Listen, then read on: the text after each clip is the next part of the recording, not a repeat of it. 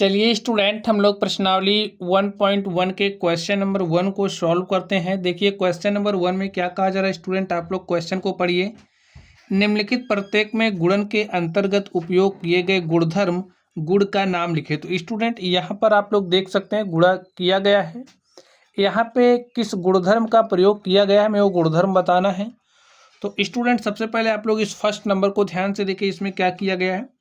-4/5 को मल्टीप्लाई किया गया 1 से, और ए हमारा बराबर है 1 गुणे -4/5। किसके बराबर है? -4/5 के। तो समझिए, जैसे अगर हमारे पास कोई संख्या ए है, इस संख्या ए को अगर हम 1 से मल्टीप्लाई करें या फिर 1 गुणे ए करें, तो हमारे पास क्या आ रहा है? ए आ रहा है। देखिए, चाहे हम लोग ए गुणे 1 करें या फिर हम लोग 1 गुणे ए करें, हमारे पास क्या आ रहा है? ए। तो इस तरीके का जो गुणधर्म है, यहाँ पर ये जो गुणन के जिस गुणधर्म का उपयोग किया गया है उसे क्या कहेंगे? वो हमारा गुणात्मक तत्समक होता है। ठीक है, कौन सा गुणधर्म होता है? गुणात्मक तत्समक। तो यहाँ पर आप देख सकते हैं -4/5 को 1 से मल्टीप्लाई किया गया है, और फिर 1 गुणे -4/5 है। जब चाहे ए वाला मल्टीप्लिकेशन करें चाहे ए, हमारे पास क्या आ रहा है? -4/5। ठीक है, तो यहाँ पर किस गुणधर्म का प्रयोग किया गया है? गुणात्मक तत्समक का। तो आप लोग समझ गए होंगे।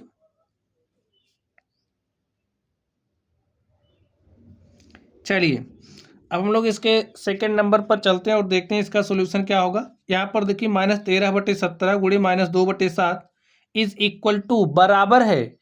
चाहे जब हम लोग इसको मल्टीप्लाई कर रहे हैं तो इसका जो मल्टीप्लिकेशन है वो बराबर आ रहा है -2/7 गुणे -13/17 के।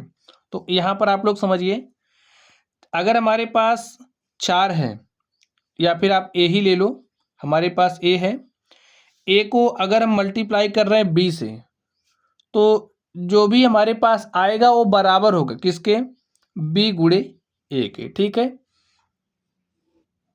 जैसे उदाहरण के लिए देखिए, जब हम लोग 3 गुणे 4 करते हैं तो हमारे पास क्या आता है? 12 आता है। या फिर अगर हम लोग 4 गुणे 3 करें तब भी आप लोग देख सकते हैं हमारे पास क्या आ रहा है? 12 आ रहा है। आप 3 गुणे 4 करिए या फिर 4 गुणे 3 करिए, आपके पास रिजल्ट वही आ रहा है। तो इस तरीके का जो गुणधर्म होता है इसे हम लोग कौन सा गुणधर्म कहते हैं? क्रम विनिमय नियम या फिर क्रम विनिमयता कहते हैं। क्रम विनिमयता। चलिए अब हम लोग इसके अगले नंबर पर आते हैं। यहाँ पर आप ध्यान से देखिए, -19/29 को मल्टीप्लाई किया गया है 29/29 से, और रिजल्ट के रूप में हमारे पास क्या आ रहा है? 1 आ रहा है। स्टूडेंट आप लोग समझिए, जैसे अगर हमारे पास a/b है, इसको हम मल्टीप्लाई कर दें b/a से, ठीक है, तो हमारे पास रिजल्ट के रूप में 1 आ रहा है। तो यहाँ पर जो गुणधर्म का प्रयोग किया गया है, इस तरीके का जो गुणधर्म होता है इसे हम क्या कहते हैं? गुणात्मक प्रतिलोम कहते हैं। गुणात्मक प्रतिलोम। तो यहाँ पर किस गुणधर्म का यूज किया गया आप लोग बताइए भाई? -19/29 को मल्टीप्लाई किया गया। देखिए इसके अपोजिट से ना, इसको आप ए मानिए, इसको बी मानिए, तो यहाँ पर बी हो गया, यहाँ पर ए हो गया। यहाँ से आप देख सकते हैं यहाँ पर ए बी आ गया, यहाँ पर ए। तो गुणधर्म कौन सा हो जाएगा यहाँ पर? गुणात्मक प्रतिलोम।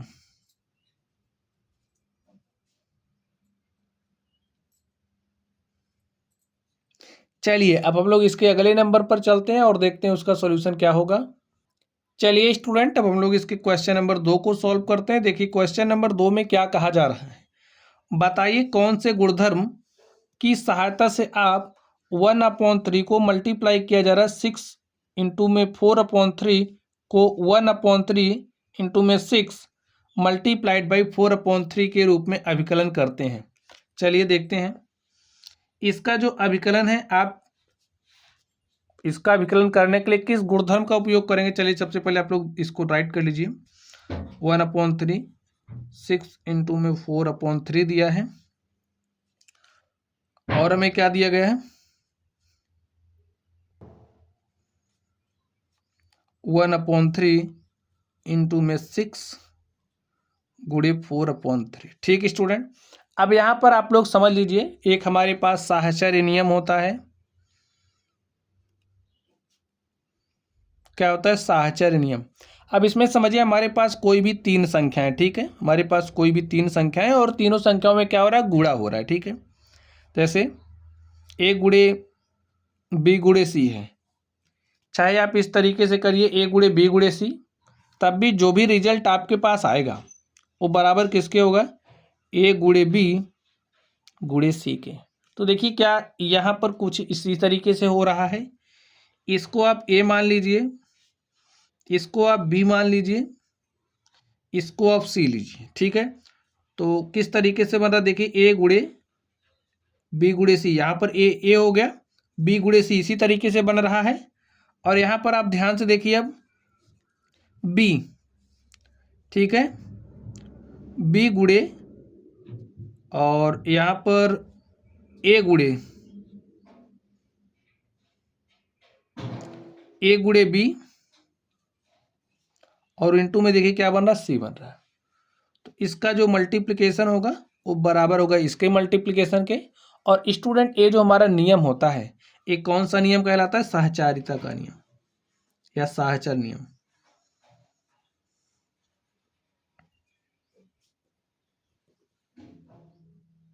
आप लोग समझ गए होंगे। देखिए हमें किस गुणधर्म का प्रयोग करके हम इसको सॉल्व करेंगे, यही हमसे पूछा जा रहा था। तो इसको सॉल्व करने के लिए हम लोग साहचर्य नियम का प्रयोग करेंगे, ठीक है स्टूडेंट। तो स्टूडेंट इस तरीके से ये जो हमारी प्रश्नावली थी, हमने इस प्रश्नावली के सवालों को सॉल्व कर लिया है। तो चलिए आप लोग पढ़ते रहिए। अगर आप लोगों को कोई भी डाउट हो तो आप लोग कमेंट बॉक्स में कमेंट करना। वीडियो पसंद आए तो वीडियो को लाइक कीजिएगा, चैनल पर नए हो तो चैनल को सब्सक्राइब कर लेना। चलिए आप लोग पढ़ते रहिए। Thank you.